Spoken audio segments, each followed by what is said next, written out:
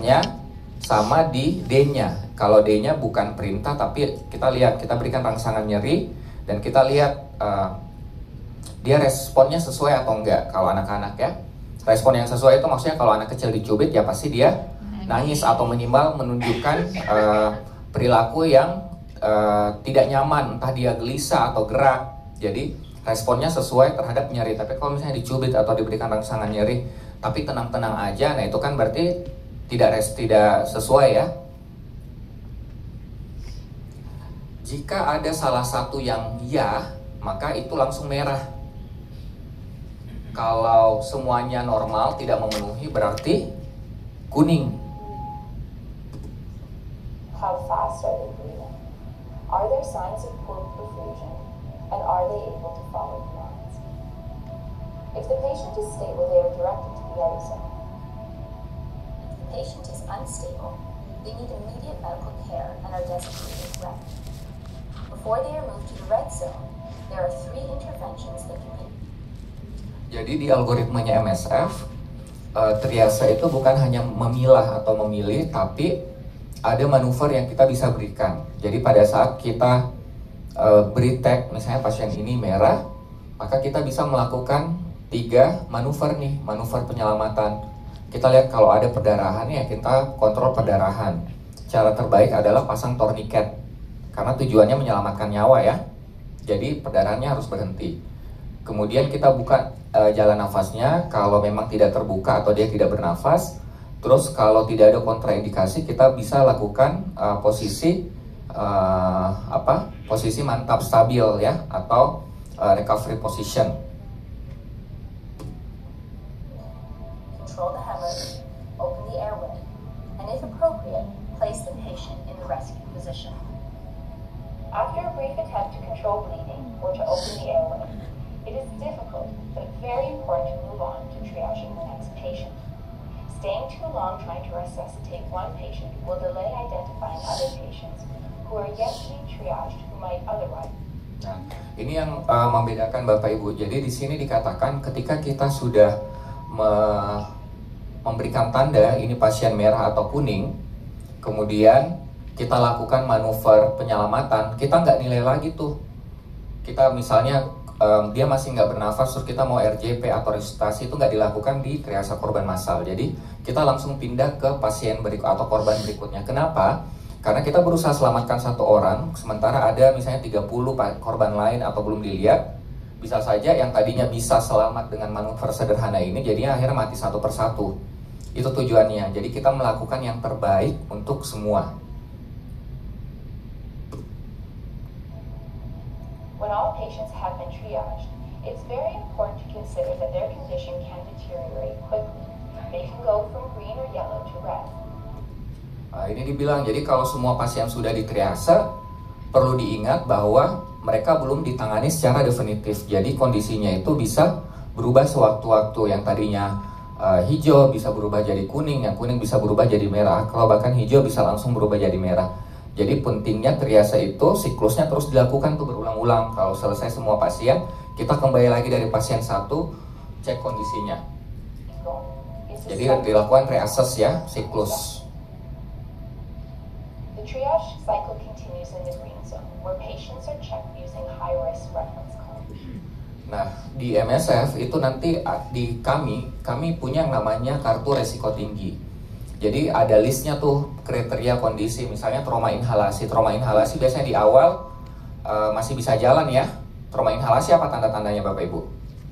Misalnya lubang hidung, bulu hidungnya terbakar ya. Ada tanda-tanda asap atau hitam di sekitar hidung. Terus kita suruh buka mulut, mungkin faringnya sudah mulai agak kemerahan. Nah itu kan sebenarnya di awal itu dia masih bisa jalan. Tapi kalau kita temukan itu, dia sesuai ada kriterianya, misalnya jatuh dari ketinggian 2 kali tinggi badannya, lebih dari 2 kali tinggi badannya. Nah walaupun dia masih bisa jalan, kalau kita temukan kriteria yang sesuai, kita langsung ubah kondisinya. Yang tadinya hijau kita langsung pindahkan ke merah, terus kita tempelin dia kartu resiko tinggi. Begitupun di kuning. Jadi tapi kartu resiko ini kita nilai di paling cepat di reassess kedua, jadi siklus kedua. Karena logikanya adalah kita sudah lihat semua pasien atau korban, kita sudah melakukan manuver sederhana, jadi kita bisa agak lama untuk pasien-pasien selanjutnya, karena ini sudah siklus kedua. Jadi di siklus kedua itu kita di MSF itu gunakan kartu resiko tinggi. Jadi kalau ada korban atau pasien yang memang masih hijau ataupun kuning, tapi ada kriteria yang sesuai di sini, kita akan berikan dia kartu resiko tinggi dan kita langsung pindahkan ke zona merah.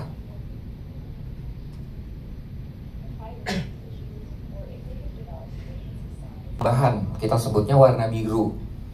Warna biru ini adalah pasien merah yang kita lihat berdasarkan sumber daya dan kapasitas yang kita punya, dia itu tidak bisa ditangani.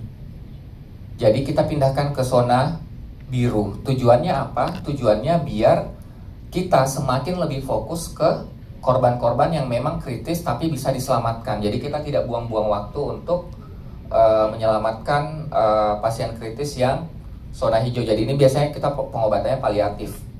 Tapi sekali lagi untuk penentuan zona biru itu sesuai dengan pengetahuan dan pelatihan yang pernah diikuti. Kalau ragu tidak bisa menentukan ini hijau nggak ya, ini biru nggak ya atau bukan, ya udah anggap aja semuanya merah. Toh dia kritis dan masih hidup. Terus kalau kita lihat Bapak Ibu tadi di gambaran besarnya nggak ada zona hitam ya. Jadi kita tidak pernah di MSF itu tidak pernah langsung kalau nggak bernapas itu langsung kita tag hitam. Kita merah dulu, tidak bernapas ya kan, kita tidak cek denyut jantung ya, cuman radialis ya, radialis teraba atau tidak, bernafas atau tidak. Kalau nggak bernafas, terus radialisnya juga nggak teraba, ya kita nggak langsung hitam, merah aja dulu, merah, kemudian kita buka jalan napas. Kalau ada perdarahan kita kontrol perdarahan, terus ubah ke posisi mantap, terus tinggalin, pindah ke korban berikutnya. Nah biasanya hitam itu kita tegakkan atau kita tag di siklus berikutnya, kedua. Kalau memang kita balik lagi, ini dari tadi nggak bernapas, terus sudah dibuka jalan napas dan lain-lain, mau resusitasi boleh, kalau nggak juga nggak apa-apa ya tag hitam. Ya, jadi kalau ada korban yang kita nilai dengan waktu dan sumber daya yang kita punya itu tidak bisa diselamatkan, dia masih hidup tapi tidak bisa diselamatkan, kita pindahkan ke biru. Contoh kemarin yang kami ambil di Mamuju adalah karena Mamuju itu belum ada spesialis bedah sarafnya. Di sini sudah ada bedah saraf belum? Nah di Mamuju itu belum ada spesialis bedah sarafnya. Misalnya menemukan kasus trauma kepala, terus dia masih hidup tapi misalnya fraktur tengkorak, terus ada jaringan otak terlihat, atau misalnya curiga fraktur basis kranii dan lain-lain. Nah itu kan dan di sana spesialis bedah sarafnya nggak ada, ya mau nggak mau dipindahkan ke zona biru. Itu penanda bagi tim penolong bahwa yang memang berpeluang diselamatkan adalah yang di sini. Jadi nggak usah repot-repot ini dinilai lagi. Nanti kalau memang telepon bedah saraf dari Makassar terus ada datang, nah ini mungkin bisa dipindahkan ke zona merah biar dievaluasi kembali.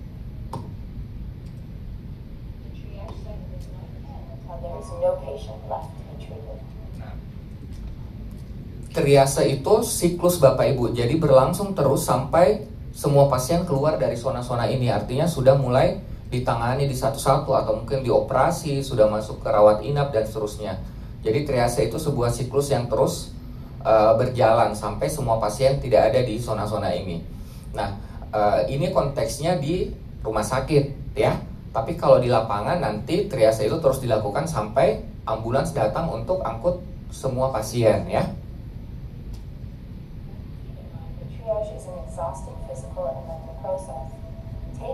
Sangat panjang dan melelahkan ya, tergantung berapa korban atau pasien yang ditangani ya. Jadi harus pastikan selalu pakai APD, terus ada waktu istirahat. Jadi pentingnya untuk memanggil SDM, misalnya ada yang lagi off jaga, atau yang di poli tadi dipanggil semua ke zona triase ini ya, untuk itu, untuk saling bergantian dan memastikan tidak ada yang kelelahan. Jangan lupa minum air putih.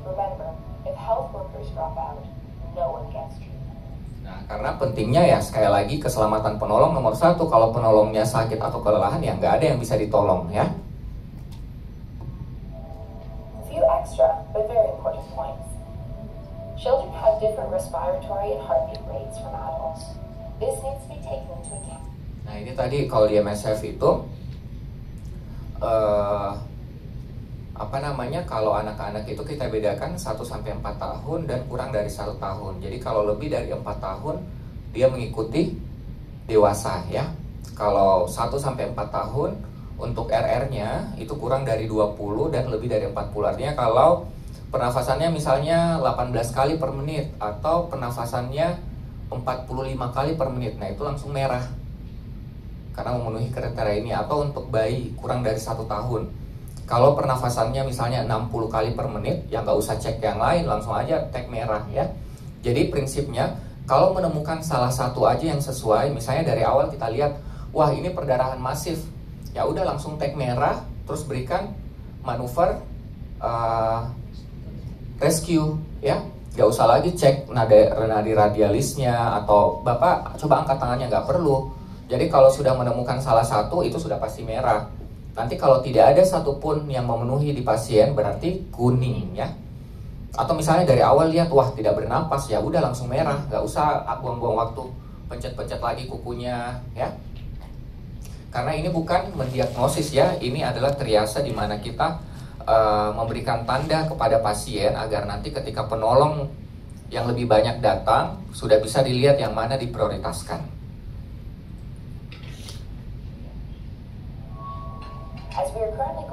Kalau pada anak tadi ada rescue manuvernya ya 5 kali.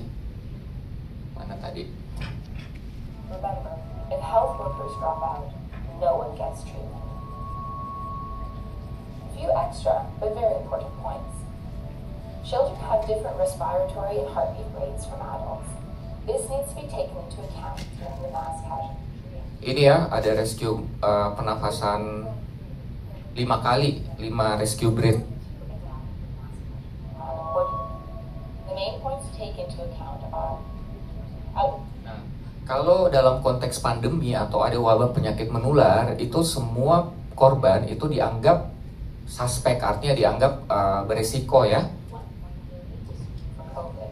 But in the case of a mass casualty, it's unlikely you can screen before the triage. Therefore, every casualty and their caretaker will have to be assumed. Jadi semua yang kalau suasananya lagi pandemi atau wabah, jadi semua korban yang datang itu dianggap suspek ya. COVID suspect.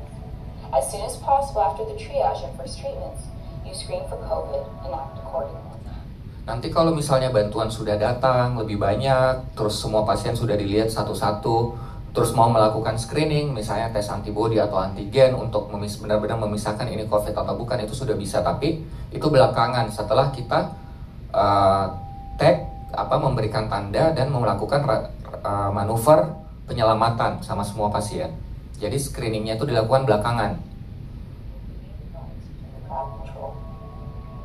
In the COVID-19 pandemic, it's important to realize mass casualties are not just about trauma, but can also occur when large numbers of medically unstable patients suddenly arrive at the.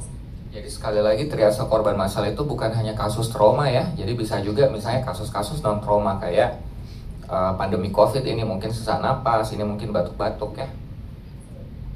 Ensure your mass casualty plan reflects this.